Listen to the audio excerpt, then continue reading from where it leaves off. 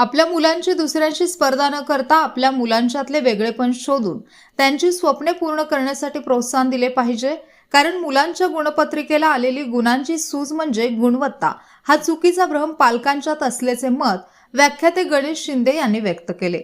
ते कुंडल तालुका पलूस येथे क्रांती अग्रणी डॉक्टर जी.डी. बापू लाड यांच्या जयंतीनिमित्त आयोजित क्रांती अग्रणी व्याख्यानमालेचे दुसरे पुष्प गुंफताना युवा शक्ती स्वप्न ते वास्तव या विषयावर बोलत होते. यावेळी क्रांती उद्योग समूहाचे प्रमुख आमदार अरुण लाड, चितळे उद्योग समूहाचे संचालक गिरीश चितळे, ज्येष्ठ उद्योजक उदय लाड, जिल्हा बँकेचे माजी संचालक किरण लाड, क्रांतीचे चेअरमन शरद लाड आदी मान्यवर उपस्थित होते. गणेश शिंदे पुढे म्हणाले, आई वडील मुलांच्या मार्कांच्या पाठीमागे लागल्याने त्यांच्यातील कौशल्य पाठीमागे पडत आहे.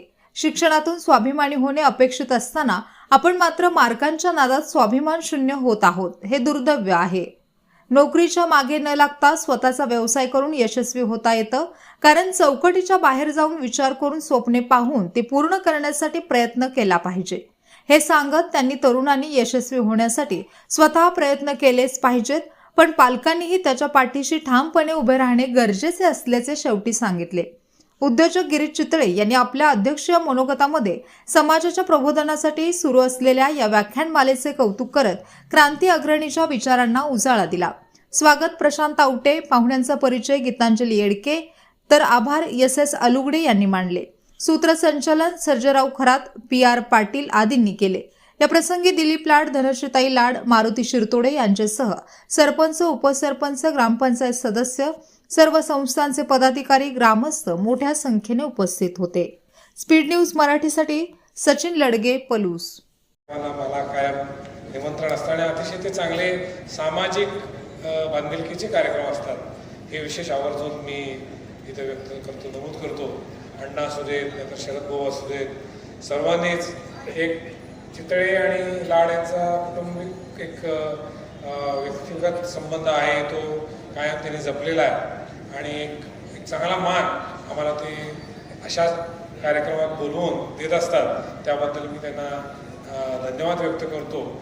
आणि आज जो कार्यक्रम आपण करता गणेशजी, त्या कार्यक्रमाप्रमाणेच इतरही म्हणजे आता हे खरं ग्रामपंचायतीचं ठिकाण आहे, त्यामुळं याला महत्त्व आहे, पण आणखी मोठ्या ठिकाणी खरं व्हायला पाहिजे. आणि शरद भाऊंना मी मगाशी तुम्ही म्हटलं त्याप्रमाणे सांगली जिल्ह्याचा कार्यक्रम आपण इथंच घ्यावा आणि आपल्या नियोजनाखाली कुंडलच्या क्रांतीच्या मोठ्या परिसरामध्ये तो घ्यावा, अशी मी आपल्याला पण विनंती करतो.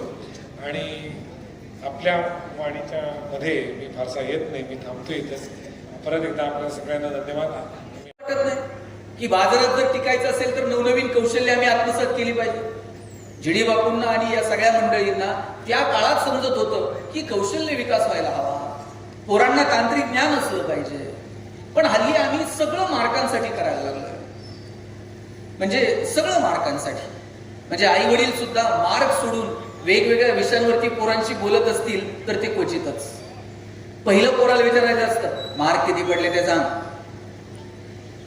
आणि हल्ली ते गुणवंत विद्यार्थ्यांचे सत्कार मग सुरू झाले. 90 पेक्षा जास्त मार्क मिळाले तर आई वडील खुश. 90च्या पेक्षा 1 मार्क कमी पडला, आईबाप टेन्शन मध्ये. परवा तर 2 आई वडील भेटले, इतके टेन्शन मध्ये होते. म्हणलं एवढं का टेन्शन घेतलंय? म्हणले पोरानं पार मथुरा पाण्यात घातले. म्हणलं झालं का? म्हणले महिनाभर आधी सांगत होतो जरा जास्त अभ्यास कर, जास्त अभ्यास कर. अजून थोडा अभ्यास केला असता 90च्या रांगेत बसलं असतं की नाही. म्हटलं किती मार्क पडले? म्हणले साहेब सांगण्यासारखे सुद्धा नाही. म्हणलं काय तर आकडा असेल? म्हणले काय त्याला 89 पॉईंट समथिंग काहीतरी पडले. आता त्या पोराला 89% मार्क मिळाले, याचा आनंद पोरांना त्या आई वडिलांना नाही, पण त्याला 90 मिळू शकले नाहीत याचं मात्र दुःख होतं. मग मी दोघा नवरा बायकोला विचारलं, तुम्हाला 10वीत किती होते? साहेब दोघांच्या मार्काची बेरीज केली तरी 90 होत नव्हती. आणि त्यांना टेन्शन याचं होतं, मुलाला 90 मिळू शकले नाही. केवळ लेकरांच्या गुणपत्रिकेला आलेली गुणांची सूज म्हणजे गुणवत्ता आहे का?